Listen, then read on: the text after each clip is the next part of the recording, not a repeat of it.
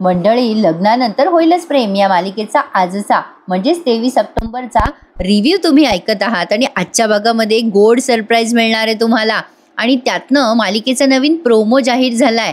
आता जीवा या नंदिनीला आनंद निवास परत देणार आहे। बघत राहा लग्नानंतर होईलच प्रेम, सगळं डिटेलमध्ये सांगते पुढे। आता ही काव्या या पार्टसाठी पाणी आणायला किचनमध्ये आलेली असते आणि नेमका जीवा पण तिथेच पाणी प्यायला आलेला असतो। दोघेही एकमेकांकडे बघतात। काव्या आता जीवाला म्हणते थँक्यू जीवा आणि तेवढ्यात तिकडे या मानिनीला सुनीताचा फोन येतो आणि मग पुन्हा जीवा आणि काव्याचा सीन त्यांनी कंटिन्यू केलाय। काव्या म्हणते थँक्स जीवा। जीवा म्हणतो कशासाठी काव्या? काव्या म्हणते मानिनी काकू विरोध करत होत्या तरी पण तुम्हाला पार्टकडे घेऊन आलास जीवा, थँक्यू त्यासाठी। जीवा म्हणतो अगं त्याचं काय एवढं काव्या? काव्या म्हणते नाही रे, तुझ्यामुळे मला पार्थला भेटता आलं। तुझ्यासाठी नसेल ही मोठी गोष्ट पण माझ्यासाठी आहे। अरे जेव्हा जगण्याची आशा सोडून एखादा माणूस जेव्हा मरणाच्या दारात उभा असतो ना, तसंच मला झालं रे। मला वाटलं नव्हतं पार्थला मला भेटता येईल की नाही, बघता येईल की नाही, पण ते तुझ्यामुळे शक्य झालं। मी खरंच आशा सोडली होती जीवा। जीवा मानिनी काकू अडवत होत्या तरी तू मला तिथे नेलंस, खरंच त्यासाठी थँक्यू। जीवा म्हणतो अगं थँक्यू काय त्यात काव्या? आई तुला रोकत होती ते मला पटत नव्हतं पण तू त्या क्षणी तिथे हवी होतीस असं मला मनापासून वाटत होतं। आता काव्या म्हणते नंदिनी ताई मला सांगत होती की तू भांडलास म्हणे मानिनी काकूशी, तेही माझ्यासाठी। जीवा म्हणतो अगं तसं नाही काव्या, पण आई बघ ना कशी वागत होती, उगाच त्रास देत होती ना आणि तुला होणारा त्रासही मला बघवला नाही। काव्या म्हणते काय मला होणारा त्रास तुला बघवला नाही? त्यावरती जीवा म्हणतो हो अगं काव्या, तुझ्या हातावर ते जळता दिवा पाहिला तेव्हा पायाखालची जमीन सरकली होती ग माझी। आता काव्या त्या गोष्टीचा जरा विचार करायला लागते। जीवा आता तिला लगेच एक्सप्लेन करतो, म्हणजे please please Kavya don't take it otherwise. तुम्ही काही जेलस वगैरे नव्हतो झालो, पण तू ज्या पद्धतीने दादासाठी हे करत होतीस ना, तर अभिमान वाटला बघ मला। आणि त्याच वेळेला हा प्रश्न पण पडला होता की ही तीच काव्या आहे ना? काव्या आता जीवाचं वाक्य पूर्ण होऊ न देता म्हणते मी त्यावेळेला नक्की कुठली काव्या होते त्या मुमेंटला ते मला पण कळलं नाही जीवा। मला फक्त त्यावेळेला पार्थसाठी झगडावंसं वाटलं, ते मला त्यावेळेला योग्य वाटलं रे जीवा। जीवा म्हणतो अगं फक्त देवापर्यंत नाही तर पार्थ दादाच्या मनातही तुझी प्रार्थना पोहोचली असेल बरं, म्हणूनच माझा पार्थ दादा परत आला ग मृत्यूनंतर। आपल्या माणसाच्या हात सुटण्याच्या जाणीवेने आपला श्वास थांबून जातो, तशी जाणीव कदाचित पार्थदादाला झाली असावी आणि म्हणून तो तुझ्यासाठी थांबला असेल काव्या। आता काव्या जीवाचं ते बोलणं ऐकते, किती मॅच्युअर्ड वाटतात ना हे दोघे जण बोलताना असं। जीवा म्हणतो अगं काव्या खरं तर पार्थदादा तुझ्यामुळे आज आपल्या ते फायनली सगळं काही नीट झालं काव्या। काव्या त्याला म्हणते जीवा खरंच खरंच सगळं नीट झालं असं वाटतंय तुला? जीवा म्हणतो का असं का बोलतेस? काव्या म्हणते अरे जीवा सगळं ठीक तेव्हाच होईल जेव्हा तू नंदिनी ताईला तिचा आनंद निवास परत देशील। सांगितलं मला सगळं नंदिनी ताईने। आणि जीवा डोंट वरी, घरात बाकी कोणाला माहिती नाही, हे फक्त मला माहिती आहे, पण तू हिम्मत हारू नकोस, नंदिनी ताई आहे तुझ्यासोबत। जीवा म्हणतो काव्या ती माझ्यावर चिडली आहे ग। काव्या म्हणते हो, कारण तिला ना तिचा विश्वासघात झालाय रे जीवा, म्हणजे तिला असा विश्वासघात करणाऱ्याचा खूप राग येतो। म्हणजे एक वेळेला जीवा नंदिनी ताईला तिचा विश्वासघात झालेला नाही रे आवडत, तिची फसवणूक झालेली तिला नाही चालत। एक वेळेला ती एखाद्याला माफ करेल तिचे कोणी नुकसान केलं त्यासाठी, पण ती विश्वासघातासाठी कोणालाच माफ करणार नाही। जीवा म्हणतो हो माहिती आहे मला काव्या, मला माहिती आहे काव्या, तिची फसवणूक करणाऱ्याला नंदिनी कधीच माफ करणार नाही। आता हे दोघे बोलतच असतात तेवढ्यात तिथे पिहू येते आणि पिहू म्हणते हॅलो काय चाललंय तुमचं? आणि हेच आहे ते गोड सरप्राईज। आता पिहूला आठवतं जीवा आणि काव्या दोघं एकमेकांच्या प्रेमात होते, ही एकटीच अशी साक्षीदार आहे प्रेक्षकांनो। आणि हिच्यानंतर काव्याची आई आणि त्या मिथुन काकालाही माहितीये जीवा आणि काव्याचं प्रेम प्रकरण। हळूहळू यांच्या प्रेमाचे साक्षीदार वाढत चाललेत असं नाही वाटत, पण असो। आता पिहू या दोघांकडे बघते आणि तिला लग्नातला तो सीन आठवतो, नंदिनीच्या लग्नातला। काव्या आणि जीवा दोघी पिहूकडे बघायला लागतात। पिहू म्हणते त्यांना, पिहू जीवा आणि काव्याला म्हणते तुम्ही दोघं इथे काय करताय? जीवा म्हणतो अगं ते ना मी पाणी घ्यायला आलो होतो। आणि काव्या म्हणते हो मी पाणी भरायलाच आले होते। आता पिहू म्हणते अच्छा अच्छा, मग जीवा म्हणतो तू काय करतेस एवढ्या लेट इथे? पिहू म्हणते मला ना आईस्क्रीम खायची क्रेविंग झाली होती, तुम्ही दोघे खाणार का आईस्क्रीम? काव्या म्हणते नको अगं पिहू मला नको, ऑलरेडी लेट झालंय, मी आता पडते जरा, तुम्ही दोघं खा तू आणि जीवा असं म्हणते आणि निघून जाते। आता जीवा तिथेच उभा असतो पिहूच्या जवळ. पिहू म्हणते, काय रे जीवा दादा, तू खाणार का आईस्क्रीम? जीवा म्हणतो, पिहू बेटा, मला पण आईस्क्रीम नकोय बरं का, तूही लवकर आईस्क्रीम खा आणि लवकर झोपी जा, जास्ती टाइमपास करू नकोस, गुड नाईट. असं म्हणून जीवा पण निघून जातो. आता पिहू विचार करते, हे दोघे जण एकत्र इथे काय करत होते? म्हणजे त्यांच्या दोघांचं अजूनही काही सुरू तर नसेल ना? बापरे, लहान मुलांना बरेच प्रश्न पडतात. पण अजून लहान मुलंच नाही, मानिनीलाही प्रश्न पडलेत. पण आता मानिनीने तिच्या मैत्रिणीला सडेतोड उत्तर दिलंय बरं का प्रेक्षकांनो. आता मानिनी त्या सुनीताशी बोलताना ऐकवली आहे. मानिनी म्हणत असते, सुनीता, तुला किती वेळेला सांगू, मी त्या दोघांचं तसं काही नाहीये आणि माझी सून अशी नाहीये. सुनीता या घरामध्ये भांडणं लावल्याशिवाय शांत बसणार नाही असं वाटतंय प्रेक्षकांनो. ती सुनीता म्हणजे मानिनीची मैत्रीण म्हणते, काय गो मानिनी, असं कसं विश्वास ठेवतेस तू तुझ्या सुनेवर? अगं, तुला मी गेल्या वेळेला सांगितलं होतं ना, सगळा दिखावा आहे तिचा. अगं, मानिनी म्हणते, तू काय बोलते सुनीता? अगं, माझ्या सुनेने जळता निखारा हातात ठेवला होता, जळता दिवा, याला तू दिखावा म्हणतेस? सुनीता, हे सगळं करायला हिंमत लागते बरं, आणि मनात प्रेम लागतं विशेष म्हणजे. आणि जे प्रेम काव्याला आत्ता कळत नाहीये, पण मला कळतंय. आता सुनीता तिकडनं म्हणते, हो, तुला कळतंय मानिनी, कारण तू विक्रमसाठी जळता दिवा ठेवला होतास हातावर, देवाजवळ प्रार्थना केली होतीस ना, कारण तुझ्या मनात विक्रमशिवाय दुसरं कोणी नव्हतं. मानिनी म्हणते, अगं काय गं सुनीता, कुठली मुलगी दुसऱ्यावर प्रेम असताना नवऱ्यासाठी असे चटके सहन करेल का? सुनीता म्हणते, अगं मानिनी, मला सांग, तिला हे सगळं करताना कोणी पाहिलंय का? तिने अशाच खोट्या कहाण्या रचल्या असतील. तू पण ना मानिनी.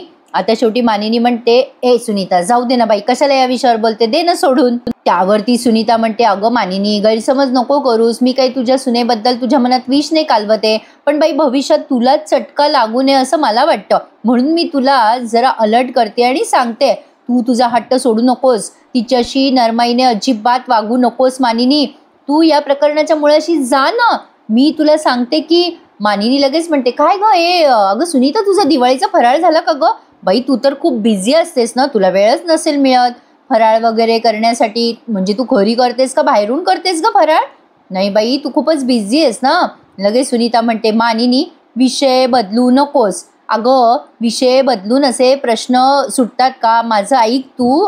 मानिनी, अगं, मानिनीला आता वैताग आलाय तिच्या मैत्रिणीशी बोलायचा, कारण ती बाई काही ऐकेना ना, तिला काही झालं तरी यांच्या घरात भांडणं लावायचेच आहेत. शेवटी ती मानिनी म्हणते, जाऊ दे ना सुनीता, मला कामं आहेत झोपायच्या आधीचे, मी जरा ठेवते फोन. आता सुनीता विचार करते, काय ही मानिनी माझ्यावर विश्वासच ठेवत नाही. सुनीता विचार करते, हिला काय झालं अचानक? त्या काव्याने पेटता दिवा काय हातात धरला आणि हिचं मत काय बदललं? आता प्रेक्षकांना पुढचा प्रोमो दाखवलाय त्यांनी, त्यामध्ये ही सुनीता जीवाचा फोटो पाठवते बरं का आता मानिनीला. बघत राहा प्रेक्षकांनो, लग्नानंतर होईलच प्रेम. आता हा पार्थ आणि त्याचे बाबा मस्त असे नाश्ता करत बसले टेबलवर. आता या दोघांचा संवाद छान ऐकवला त्यांनी. पार्थ म्हणत असतो, बाबा कंटाळा आला बघा मला. पार्थचे बाबा म्हणतात, तुम्ही पोरं पण ना, तुम्हाला आयुष्याची मजाच घेता येत नाही. पार्थ म्हणतो, बाबा दुखत असताना मी कसं एन्जॉय करू सांगा बरं.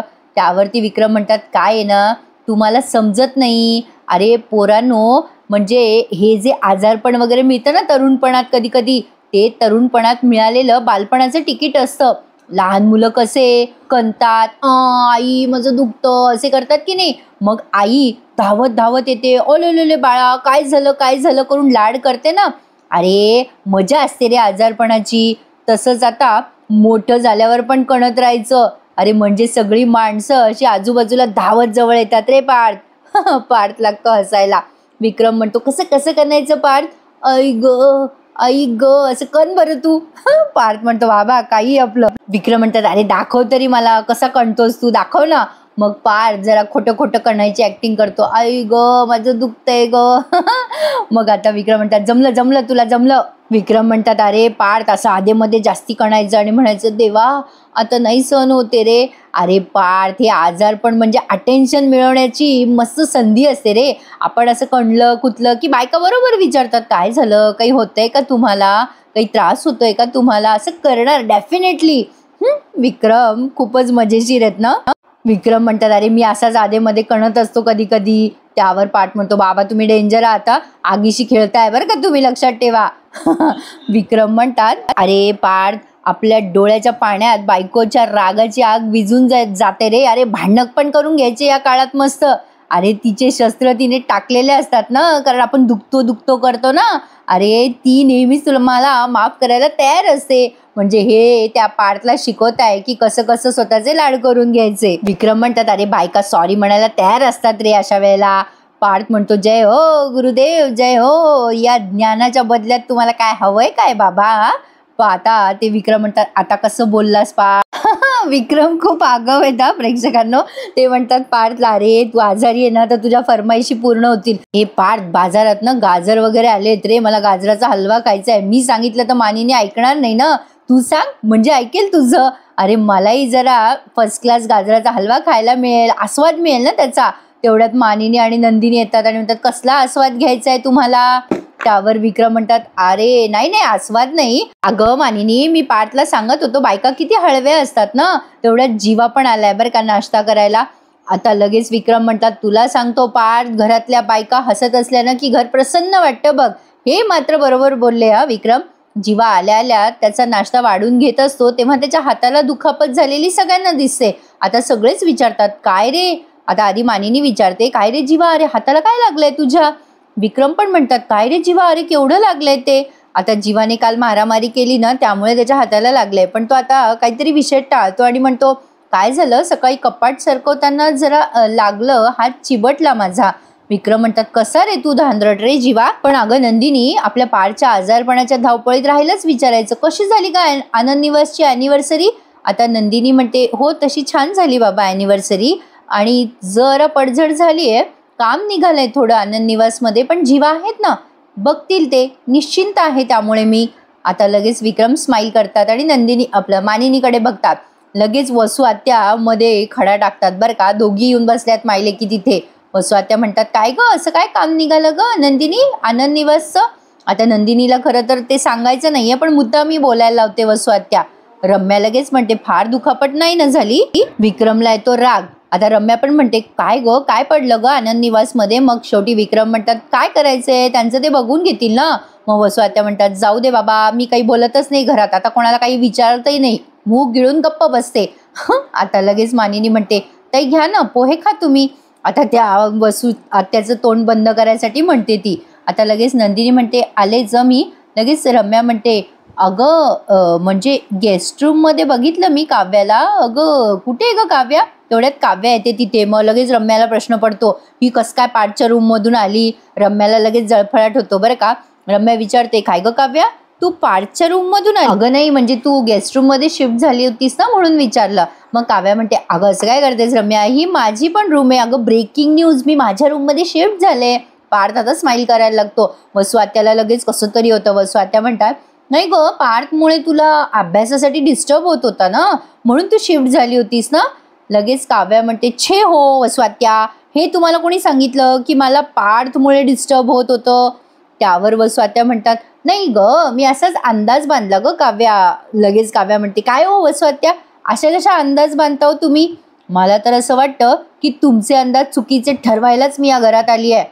काव्याने चणचणीत टोला मारलाय वसू आत्याला. शेवटी मानिनी म्हणते काव्या बस ना. अगं बस पार्थच्या शेजारी. लगेच पार्थला अरे वा मज्जा. याचे एक्सप्रेशन भारी असतात प्रेक्षकांनो. आता पार्थच्या जवळ बसली आहे काव्या त्यामुळे पार्थला लई भारी वाटायला लागलंय. आता लगेच रम्याला कसं तरी वाटतं अरे या पार्थवर लाईन मारणाऱ्या अशा किती पोरी आहेत कोणाच ठाऊक. लगेच रम्या म्हणते मामी तुला असं चालणार आहे का. काव्या तोपर्यंत बसलेली पण असते पार्थच्या बाजूला. रम्या म्हणते नाही अगं तू मामी काव्याला म्हटली होती ना की जाऊ नकोस पार्थ जवळ, तुमच्यामध्ये वाद भांडणं होती ती मिटली का. लगेच मानिनी काकू म्हणतात काय ग काव्या आपल्यात भांडणं झाली होती का. काव्या म्हणते छे हो मानिनी काकू. अगं रम्या काय आहे माहितीये का, आमच्या सासा सुनेतलं भांडण म्हणजे मोबाईल नेटवर्क सारखं असतं बघ, कधी ते येतं कधी ते जातं, पण महत्वाचं काय आहे बोलायची इच्छा कमी होत नाही ना, हो की नाही मानिनी काकू. काव्याने सणसणीत उत्तर दिलंय बरं का रम्याला. त्यामुळे जीवाने पण स्माईल केली आहे. आता लगेच रम्या म्हणते कशी सॉरी रम्या आता या मानिनीला विचारते मामी तू माफ केलंस का काव्याला. मानिनी म्हणते अगं काव्याची काही चूकच नव्हती, माफ करायचं काय एवढं. बघ ना तुम्ही दोघी गेले महिने फक्त स्वतःचाच विचार करताय, तुम्हा दोघींना पण माफ केलंच ना मी. अगं काव्याची तर काही चूक पण नव्हती. लगेच वसू आत्या म्हणतात मानिनी काय बोलतेस तू. लगेच विक्रम म्हणतात जाऊ द्या ए मानिनी अगं चल वाढ ग आम्हाला. अगं ए मानिनी अगं ते बाऊल तू काव्याकडे का नेतेस, आम्हाला वाढ ना, काय आहे काय त्याच्यात. मानिनी म्हणते मला वाटलंच तुम्हाला शंका येणार आहे याच्यात काय येते, पण हा पदार्थ मी खास काव्यासाठी केलाय, शिरा. आता तो शिरा पाहून काव्या खुश होते. काल तुम्ही बघितलं होतं मंडळी, काव्याची फरमाईश होती शिरा. आता मानिनी प्रेमाने शिरा वाढत असते काव्याला. लगेच पार्थ म्हणतो पाहिलं का बाबा, आता सुनेसाठी शिरा झालाय बाबा स्पेशल. हो बाबा, तुम्ही आता वशीला लावला होता ना माझ्याकडे गोड खायसाठी, आईने केलं सुद्धा, आपण सुनेसाठी बरं. मानिनी ताई म्हणतात अरे आपल्या काव्याची इच्छा होती, साजूक तुपातला शिरा तिला खायचा होता म्हणून केला. आता त्या वसू आत्याला आणि रम्याला लगेच कसं तरी होऊन जातं बरं का प्रेक्षकांनो. या दोघी विघ्न संतोषी आहेत. सगळे भांडणं चालू असले की मजा येते त्यांना आणि चांगलं काही पावलं जात नाही. आता लगेच विक्रम म्हणतात मला वाट ना थोडासा शिरा. रम्या हळूहळू बोलत असते वसू आत्याच्या कानात, आई बघ काय चाललंय, सगळे हमसात साथेसारखे हसताय खेळताय.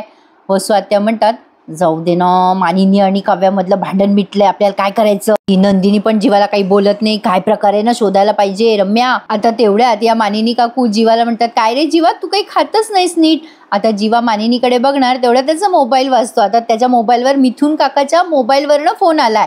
आता जीवा म्हणतो काय काका कुठेस तू.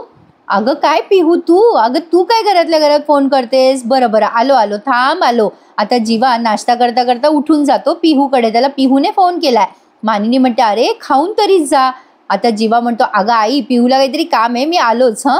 असं म्हणून तो आता पिहूच्या खोलीत जातो. मानिनी म्हणत असते नाश्ता तरी कर. जीवा म्हणतो आगाई नंतर करेल ना, थांब जरा.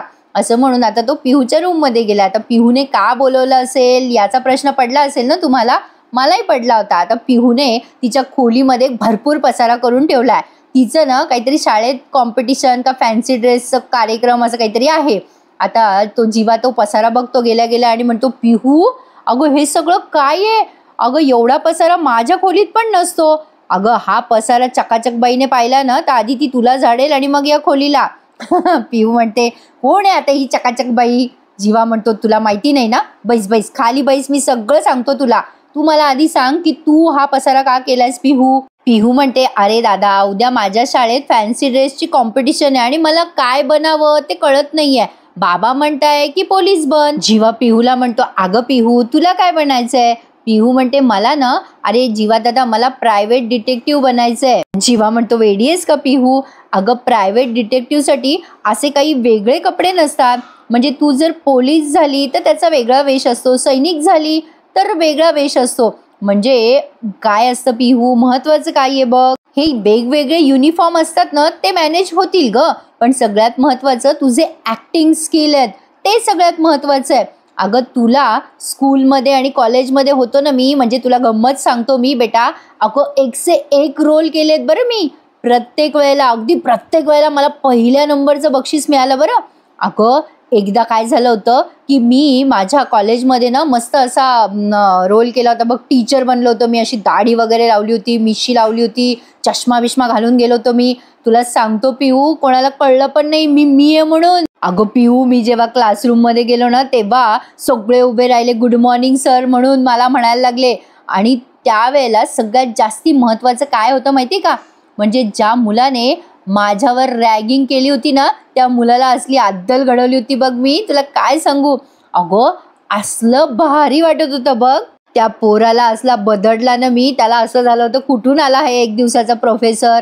मग पिहू म्हणते अय्या कसलं स्मार्ट फसवलंस रे दादा त्याला, आणि त्याला कळलं पण नाही. जीवा म्हणतो हो ना ग त्याला कळलं पण नाही. आता प्रेक्षकांनो तुम्हाला वाटलं असेल हा फप्पट संवाद कशाला, तर आता जीवाला या पिहूशी बोलता बोलता एक आयडियाची भन्नाट कल्पना सुचली आहे. आता तो बोलता बोलता एकदम काहीतरी क्लिक होतं त्याला आणि पिहू म्हणते ए काय कसला विचार करतोय दादा.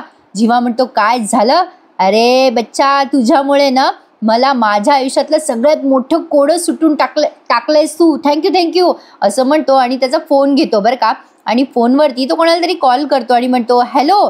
त्याने ना प्रेक्षकांनो महाजन म्हणून कोणाला तरी कॉल लावलाय. आता महाजन म्हणजे आय थिंक सो ते नंदिनीचे जे मेन लँडलॉर्ड आहेत ना, म्हणजे घर मालक ते आनंद निवासचे, त्यांचंच नाव आहे ना बहुधा, असं वाटते तर खरी. मला नक्की सांगा जर माझी काही गल्लत होत असेल तर.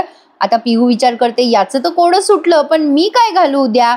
आता बघा जेवणाच्या टेबलवर हा आता शेवटचं सीन तुम्ही बघत आहात. आता बघा मानिनी जो शिरा करते ना त्यासाठी काव्याबाई फार कौतुक करते बरं का मानिनी. काव्या म्हणते काय सोंजवळ आणि सात्विक शिरा झालाय, अगदी ओजी मानिनी काकू सारखा.